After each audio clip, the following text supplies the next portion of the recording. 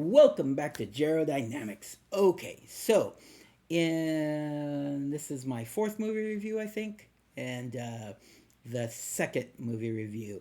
I had mentioned that a lot of people were saying Together was like the best horror movie of the year or whatever. I'm gonna have to say that this one might be the best horror movie of the year. And it's funny because you see people online that are like, "Oh, it was overhyped. It wasn't that great." Just like I'm kind of doing the opposite with Together. I'm saying it's overhyped. It wasn't as great as everybody made it out to be. Not that it was a bad movie. And I can't imagine anybody saying this Weapons was a bad movie, but maybe it's just not for everybody. But I thought it was amazing. Brandy thought it was amazing, and yeah, we really liked it. And so let's talk about it. Weapons. Weapons was written and directed by Zach Krieger. Is it Krieger or Krieger? I don't know. Zach Krieger or Krieger, however it's pronounced. He was the writer and director of Barbarian. Now, Barbarian's funny because I'm kind of the opposite. I felt like a lot of people were talking up Barbarian like it was amazing. Um, and I would give them it until they do the twist. In Barbarian, I just really didn't care for how it kind of like jumped the shark and just did crazy things like halfway through the movie. It wasn't terrible. It just wasn't what I was going into the movie hoping for. It wasn't what I was expecting. And I didn't enjoy it as much as a lot of people did. So I didn't go into this thinking that it was going to be the best. I just thought it was going to be a good horror movie. I was going to have a good time with it. The trailer and the premise looked really interesting, and I just really wanted to see what was going on. So I was excited to see it. Um, and it did not let me down. So let's talk about it. Who's in this movie? Julia Garner. Julia Garner is actually really good, I think. I've enjoyed her in most of the things she's done. I know it's kind of like questionable as far as her being like the Silver Surfer, but at least she is a version of the Silver Surfer that was female in the comics. They didn't just change her for no reason. And it's a good possibility that her version of the Silver Surfer is one and done. So it makes kind of sense that they would use the less popular version of the Silver Surfer in the Fantastic Four movie. But I think it was a risk that maybe they didn't need to take. Not that Julia Gardner was terrible as the Silver Surfer, and in fact, I don't know. I don't think I. Obviously, I don't think I've done the movie review for it because I haven't been doing movie reviews for a while, and I may get to it. We'll see.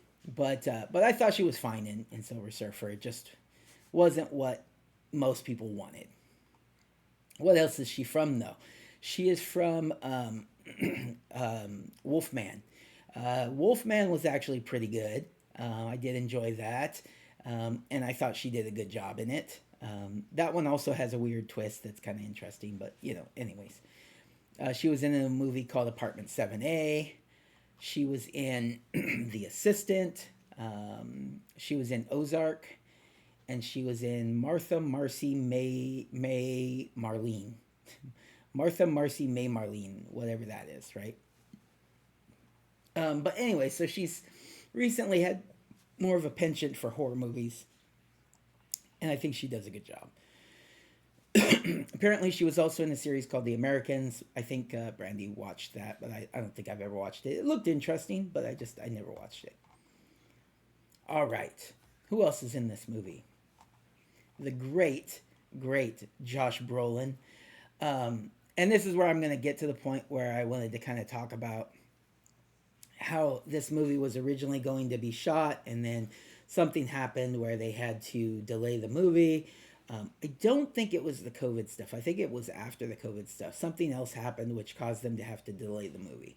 And then everybody had to drop out, and they recast everybody except for one character.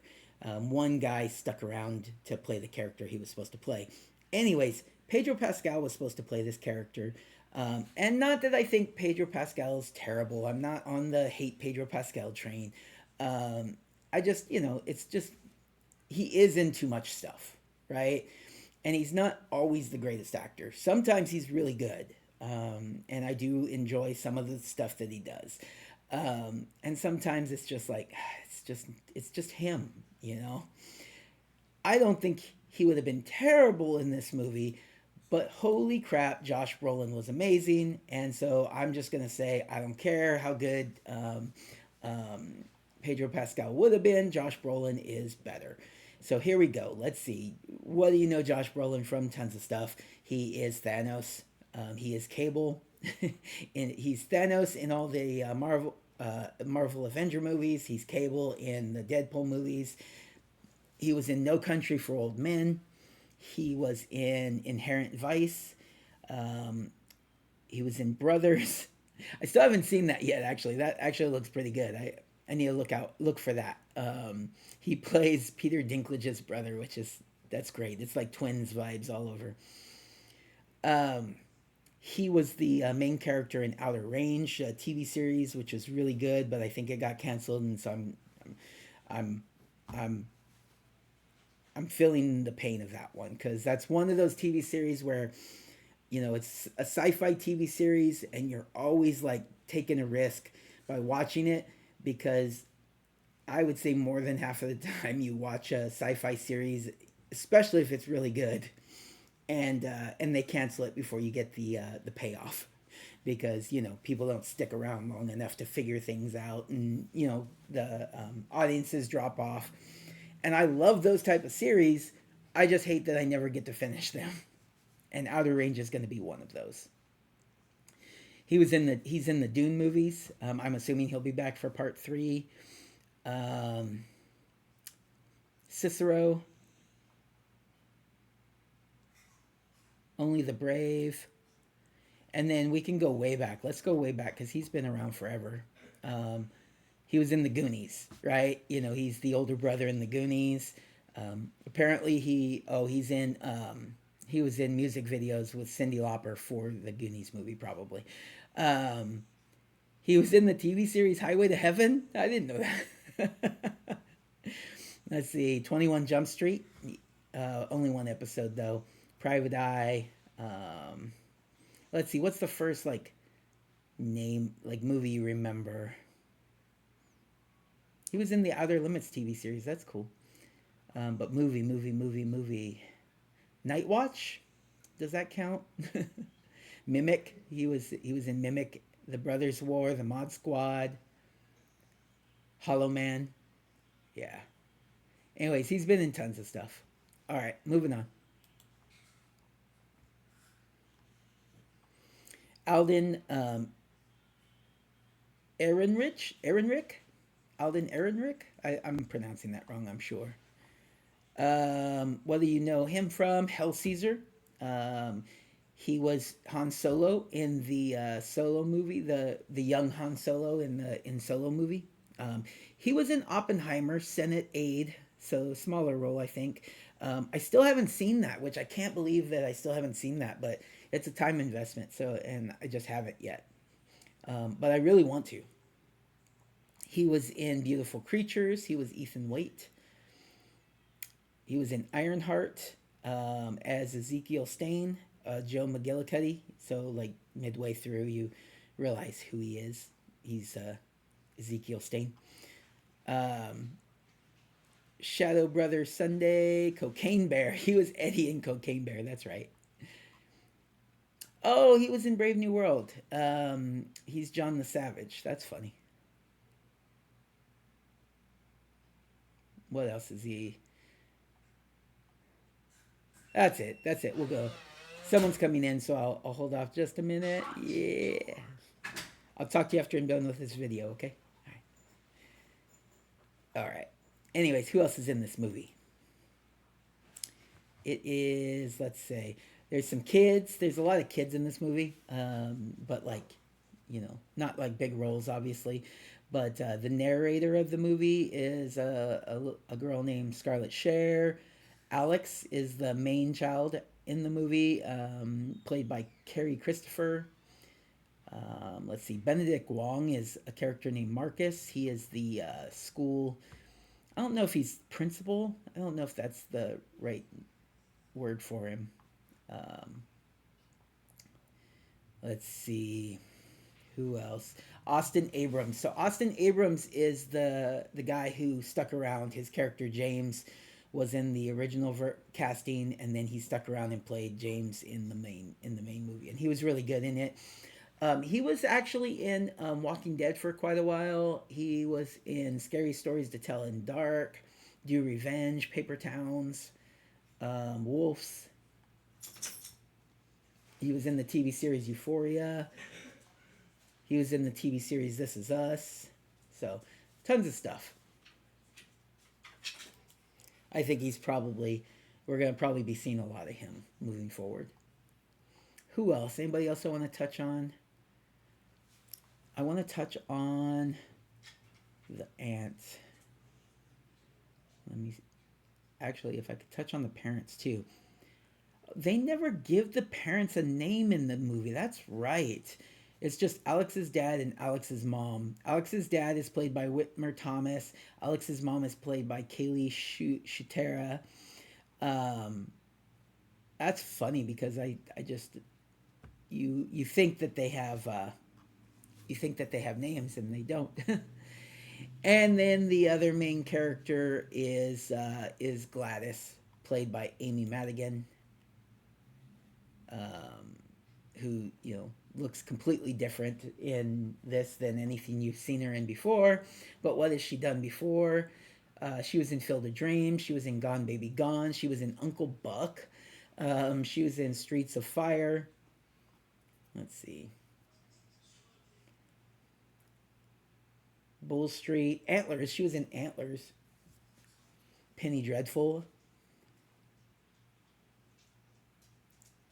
So yeah, she's been in quite a few things. The Gray Lady. Okay. Um, but yeah, and she looks pretty weird in this movie. All right. So what's the concept? The concept of the movie, and we'll just do it real quick. You get it in the trailers. The trailer for the movie.